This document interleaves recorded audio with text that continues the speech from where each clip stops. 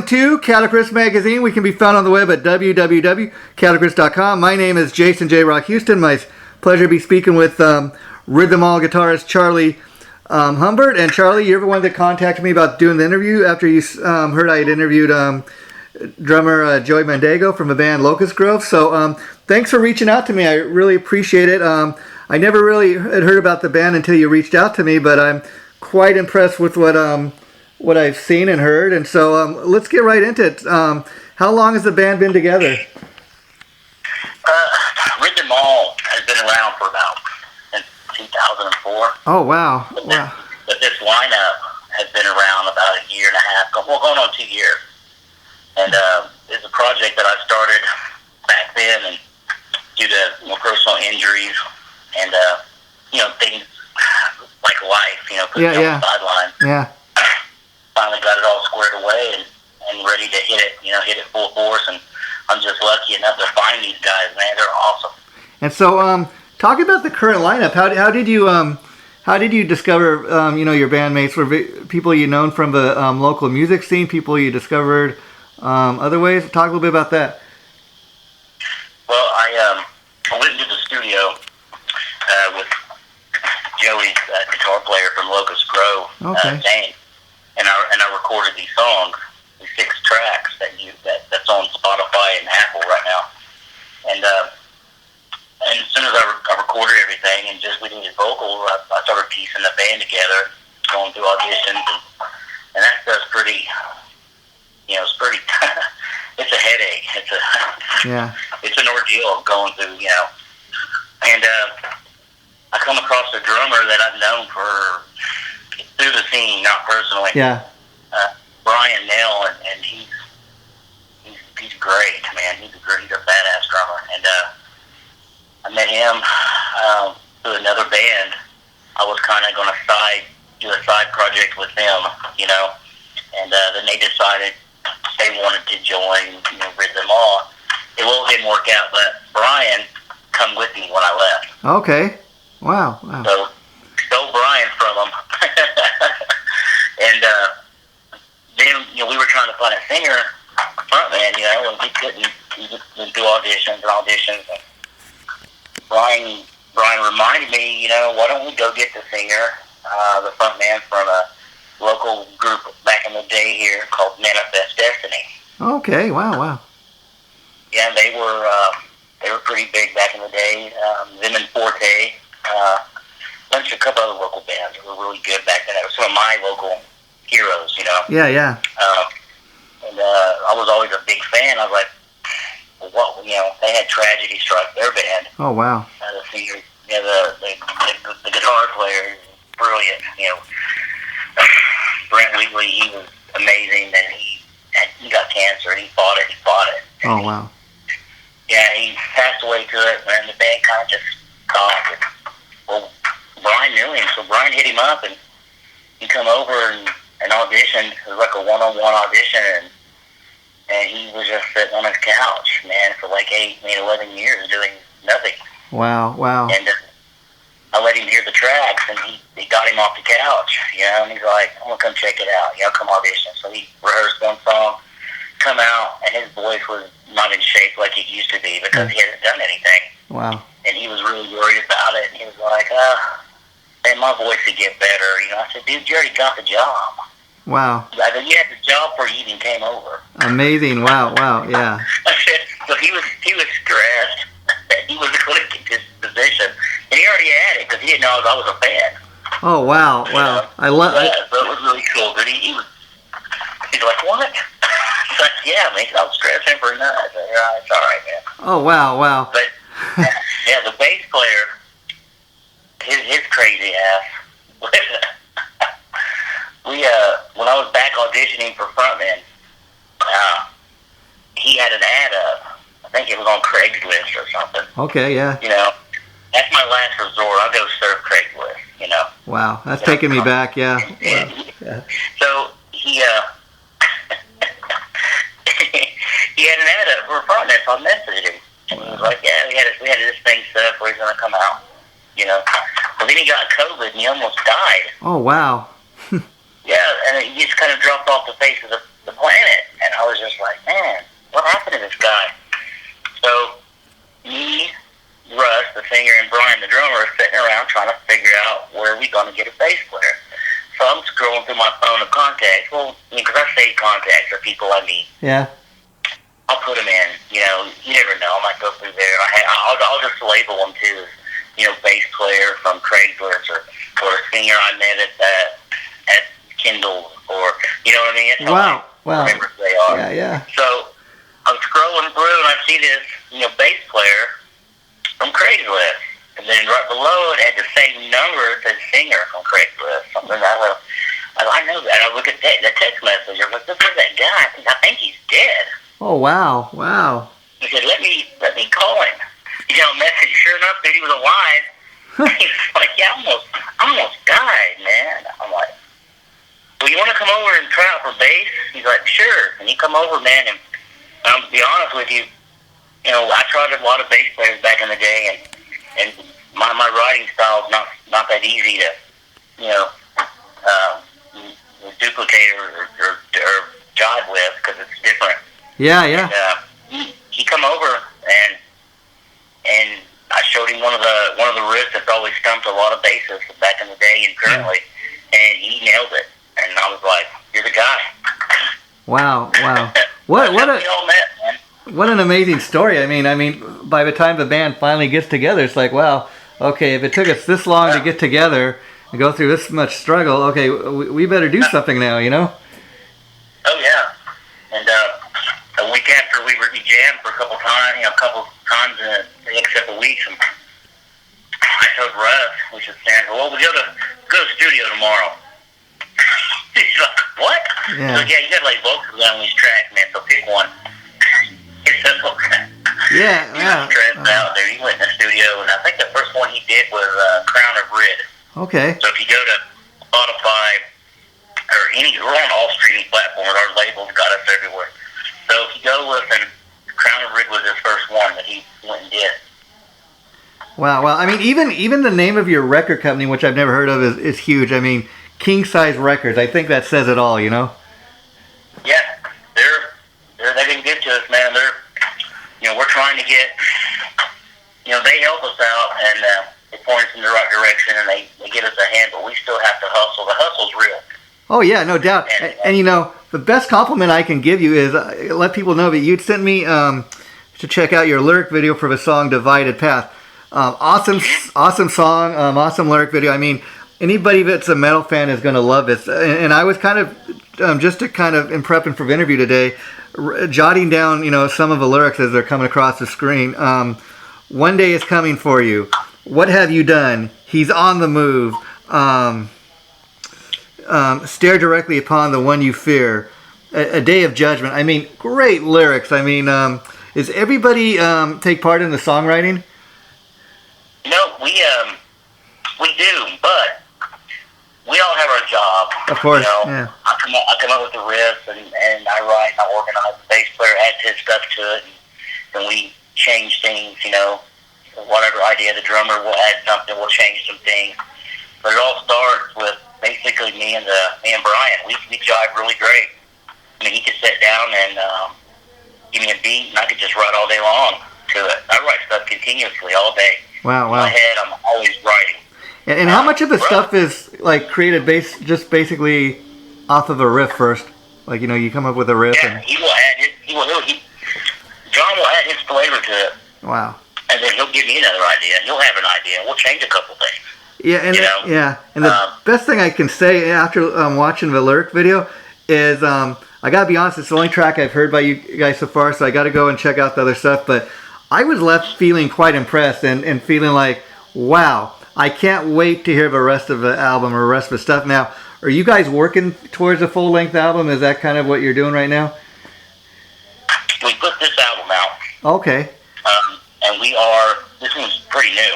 Okay. We are currently writing and getting ready to record a brand new album. And so we got 7 songs down right now. We want to get 8. Mm-hmm. And we're currently in the middle of shooting a music video. Cool. For one of them. We're going to release one as a track from the album. I'm not going to let it out of the bag what it is. Okay. It's a cover song. and it's a country cover song, and it's heavy. We heavied it up, and the video it's going to be badass. And your other question about the lyrics, I kind of got sidetracked. Russ, he writes the lyrics. Okay. He's the lyrical guy, but we all have input. Yeah. Like I'll give him a topic, and he will write to that. He'll come in with the whole story, and it's just amazing. Like the song, the Divided Path, he wrote that based off, that movie, Mr. Glass. Okay. The split personalities, I can't remember, Invincible, I think is what it was, with Bruce Willis. Okay. And, yeah. But there's that one guy that's in Mr. Glass. He has like 8 personalities. I can't think of his name. Okay. Wow. But what a place. He wrote about that guy. What a place to draw inspiration from. I mean, and see, it's very interesting because just watching the words come across the screen and listening to the music, I'm thinking it's about like it could even be about the current state of the world, how we're on a divided path. Everybody's got their own team they're kind of rooting for politically, or it could be religion, whatever you want it to be, It's about split personalities. Wow. And that too. Yeah, I get that vibe out of it. Divided path. So you go this way, I'll go that way. Which way do you want to go? Your way's a little different than mine. Yeah. And, there's all kinds of interpretations. Yeah, I mean, I even for a minute I was thinking, you always hear people talking about, your day is coming, God will judge you, when your time comes. That's another kind of thing I was getting out of it. And it's very interesting talking about interpretation, because I'd imagine as a songwriter, you have many people coming up to you telling you, I love your music, I love your song, and this is what I got out of it. And you may be thinking, it's not what it's written about, but if that's what you got out of it, great, Yeah. I know a lot of people that come to our shows, that's one of their favorites, A lot of them, they relate to it. And then some people relate to Crown of Red. And then there's some people, there's a song in there called Bloodshine. Wow. It's basically, you got to check that one out, man. Okay, yeah, we will do that. I like that one. And it's about a werewolf that leads you to a superstition from where, it's a story, kind of like Bigfoot's story. What a cool thing to write a song about. I mean, it's not the typical thing people write about, but that's what makes it, I think, such a fresh approach. And the thing in watching the lyric video for Divided Path and listening to the song as I'm watching the lyric video is, like I said, it really left me wanting for more. And I'm listening to it and I'm trying to think, who does this band remind me of? And I can honestly say what I dug about it is you guys are definitely metal, but you're not trying to be anything else but what you are. I mean, that's what I liked about it. It doesn't really sound like any other band I've heard before, except for the fact you're that too, man. It's different. You can hear influences in there. Yeah. But like when I was growing up, every guitar player always starts out playing covers. Yeah. Oh yeah. That's how you learn. But there comes a point in time where I was, I stopped. Yeah. I stopped at like 15 learning covers because I found out the songs that I'm writing were sounding like my heroes, and I wanted to be different. So I quit. I quit learning other people's stuff. And if I ever did learn anything, it was just bits and pieces of my favorite parts. Yeah. I would never go all the way and practice their songs over and over and over and over. Because I was afraid of that really bleeding into your stuff, your music, and people would notice, that sounds like, I was going, that sounds like Doc. Yeah, and so, as I'm prepping for the interview today, and I'm watching the lyric video, but the other thing is, I'm kind of like, I feel like I was left wanting more, meaning, I dug this song so much, I can't wait to check out your other songs, if you know what I mean. That's how good it was, and I hear what you're saying about, but you're right. When most people start out, being musicians, that's how you get your start is covering other people's stuff. For one thing, it's a great way to learn to play your instrument, the guitar, whatever you're playing, and then when you start playing out live, a lot of people, they know these songs you're covering, the stuff they grew up with or stuff they've heard on the radio. So it's a great way to kind of learn how to do what you do, and people come and check out what you do. But then it's the ones like you said that write their own original stuff. But that's when you're going to have kind of a career of staying power, you know. Yeah, that's how it works. That's how it worked for me. Everyone's different. Yeah, and I even have a huge respect. Yeah, I even have a huge respect for like the tribute bands, because I've seen a lot of great tribute bands in my time, and there are some that are, you know, not so good. There's some that are great at what they do.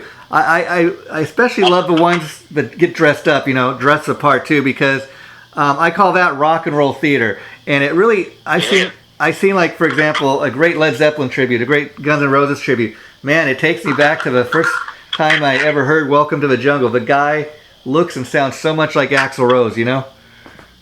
Yeah. I remember back when Appetite for Destruction come out. Yeah. And Welcome to the Jungle was out. And there's this radio station here in Oklahoma. They were doing like song battle, you know? Yeah, yeah. And they had that song by Robert Plant's solo album, Tall Cool One. Oh, yeah, I remember that. Wow. Welcome to the Jungle. They were playing them, you know, they would call in and vote, and just, you know, Guns N' Roses just kick his butt. Kick Plant's ass. Yeah, wow. I love that. Totally different animals, you know. Yeah. And you guys are from... Yeah, and you guys are based out of Oklahoma. What's the music scene like there these days? Man, a lot of people talk trash on it. I beg to differ. This is a really good scene. That's good to hear. Yeah. There's a lot of good bands here. There's a lot of talent here. The venues are getting kind of scarce to play, but they are here. Yeah, like, you know... creative to find them. Yeah. You know, they, like Joey's band, Locust Grove, you know, I love those guys. They sound great. We got a show with them coming up. As a matter of fact, their album released June 3rd. Wow. We got a show with them. Yeah, you know... at a place called 50 Nights, and that's a good place to play, man. It's just, you know, a lot of times you run into the problem of getting people actually out to come see. You know, the majority of time, they don't even know what's happening. You know, it's all about promotion. Oh yeah, that's so true. I mean, you bring a good point about your buddy Joey's band, Locust Grove. I mean, I've just recently kind of discovered the band because their publicist reached out to me to do that interview, and I tell you again, I was telling Joey when I interviewed him, I was so impressed with the sound of that band. I mean, the vocalist alone, I never heard anybody do vocals like that. And I mean, I come to find out he was not even originally a singer. Just started out like a lot of people doing his thing on the guitar. And when that band got together, he started doing his vocal thing. And I'm like, wow, you guys got to stick with him, because I've never heard anybody do vocals like that. And they just have such a unique sound. And then I find out this guy I'm interviewing, Joey, the drummer from Locust Grove, also plays with the Texas Hippie Coalition. I'm like, wow, this guy's, you know, he's doing it all. Yeah, exactly. We got to get us a publisher too, man. We got to, you know, we're trying to find the right people to, you know, to connect ourselves with.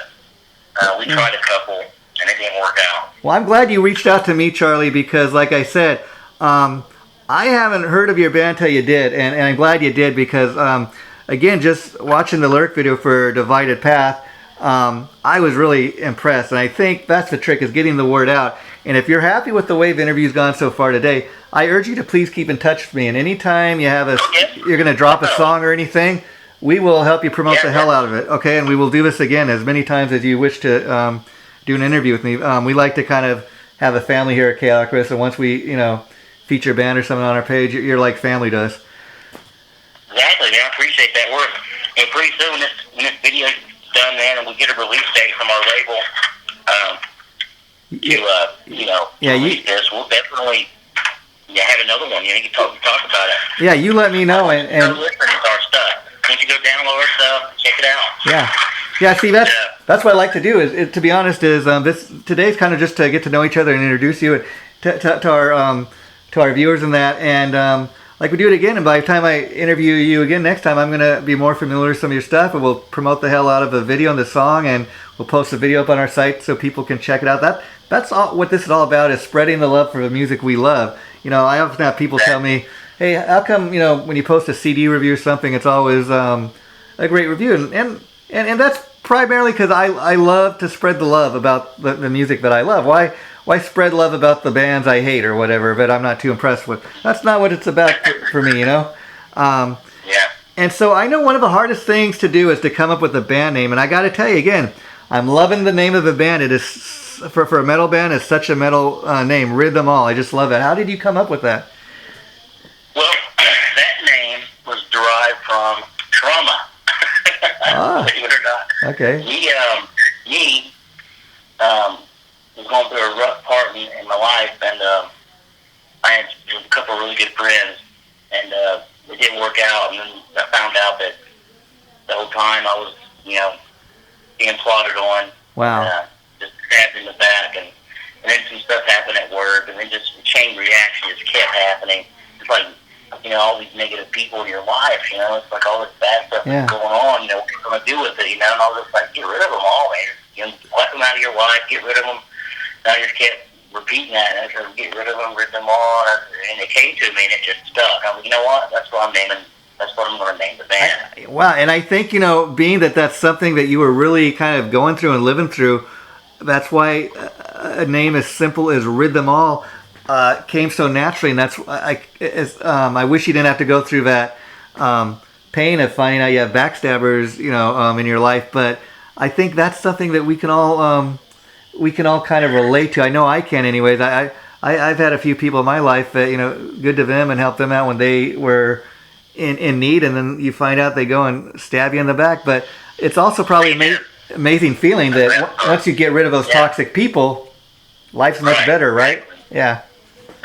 I'll tell you this, you listen to Crown of Red, right around when I come up with that song, I wrote the lyrics to that song. Those are the only ones that Russ just took and kept them. I asked him if he could use these on this song. It was written for this song, and he said, yeah, he changed a couple little things, and he could relate to it also. Everybody in the band can relate to it.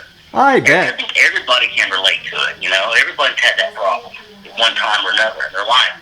Yeah, and what's interesting about hearing your story today, Charlie, about how you've been through all these traumas in your life and all these kind of tragedies. It took so long for everybody in the band to kind of come together, but once you got rid of those toxic people in your life, it sounds like that's why you got these guys in your band that you think are just so great. You guys seem like you've really kind of bonded with one another, and you got rid of all these toxic people, and life is good now.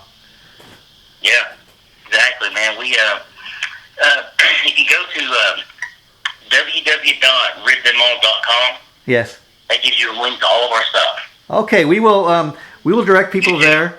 And before I let you go, I wanted to ask you a few more questions. I always love to ask people, like, you're a guitar player, so I was curious, why did you choose the guitar as your instrument of choice? What do you feel kind of drove you to be the guitar player that you are?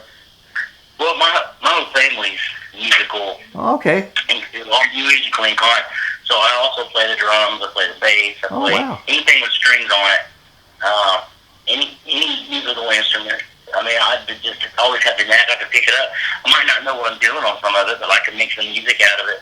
And I play the piano, and all self-taught. And then I figured out what I was doing later. I taught myself, and I went, researched it, and I figured out what I was doing. And guitar just, gravitates to me the most out of all those instruments. But they help with the writing. Even being like everybody in our band can play multiple instruments, everybody. Oh, sure. So, I hear that all the time.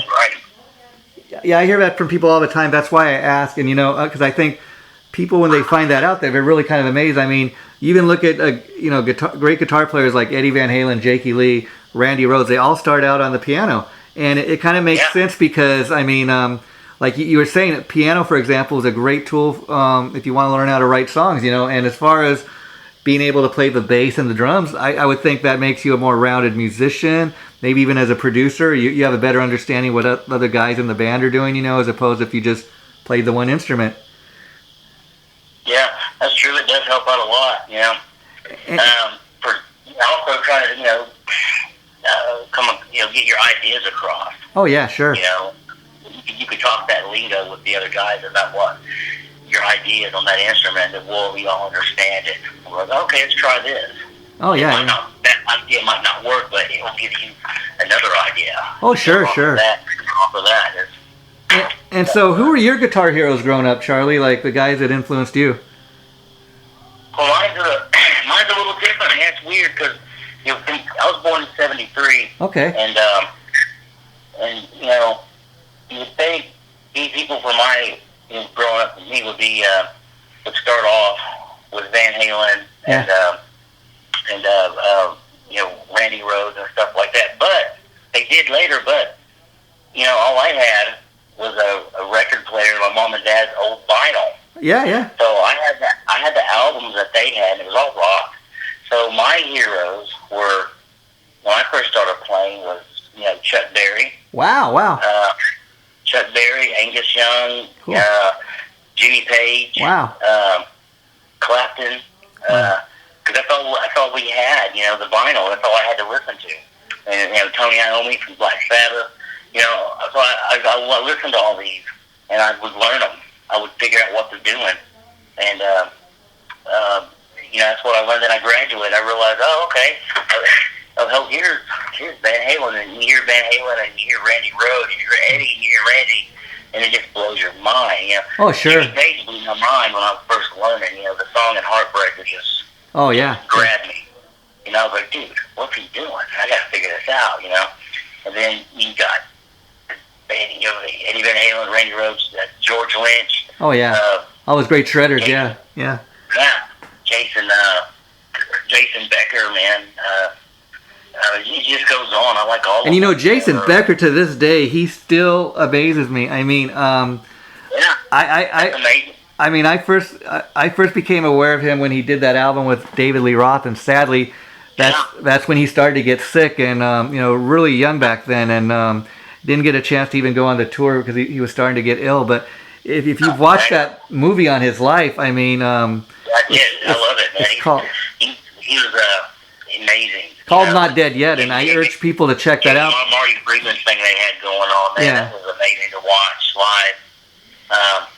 And then Steve Vai came into the picture. From David Lee Roth, I think. Yeah. Oh yeah, sure. I mean, he really got to start with Frank Zappa, but like you, I first discovered Steve when he was playing with David Lee Roth, and I remember after he had left Roth's band, he put out that video for his song "The Audience Is Listening," and it's like I had never heard anybody make the guitar speak to me like that. I mean, maybe Steve also, in the Yankee Rose video and that. Oh yeah, Yankee Rose, yeah. But I mean, the movie Crossroads when he was in that. Yeah, that's like, well, that's the guy from Steve Vai. Oh yeah, sure.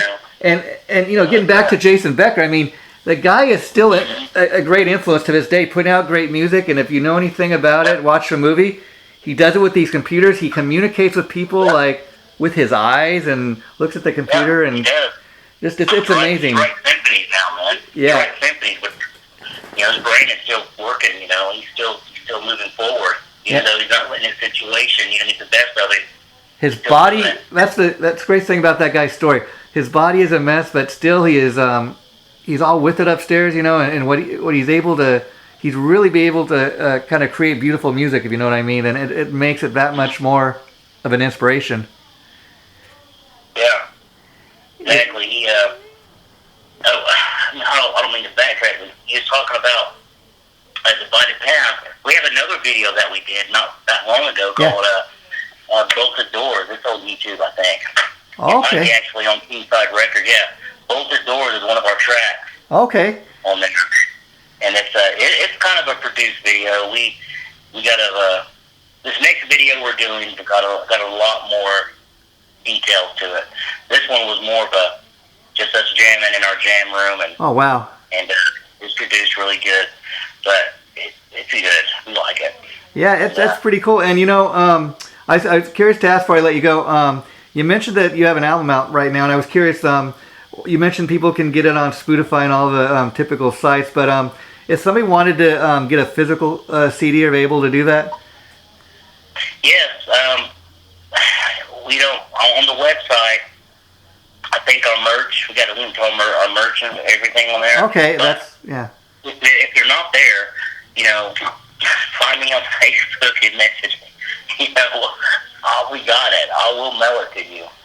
Okay, sure. There should be a link to it on there, though. There should be a link. I know Kingside Records got a merch store up, too, with our stuff. Yeah, we just like to let people know where they can check this stuff out and get their hands on it if they want, because we're all about, like... RiffsandMall.com, www.riffsandmall.com, and it will take you a link to everything. Get a hold of our stuff. And you know, the final thing I'll say, Charlie, before I let you go, because I know it's getting late where you are, is I'm just kind of loving the thought that you're going to, not even know what the song is, like you tell me, we're going to cover a kind of a country song and metalize it. I just love that idea. Classic country song. Yeah, I cannot wait to hear that. So, Charlie, again, from the guitar player, founding member of the band Rhythm All out of Oklahoma. Look them up on Facebook and follow them. And just a great band. I'm really glad you reached out to me, Charlie, because I think you got a great band. But the thing is just making sure people know that you guys are out there. Yeah, we're everywhere, man. We're on Twitter, we're on Spotify, we're on Instagram, we're everywhere. Just type the name in and hit search, and it'll pull us up. Okay, Charlie.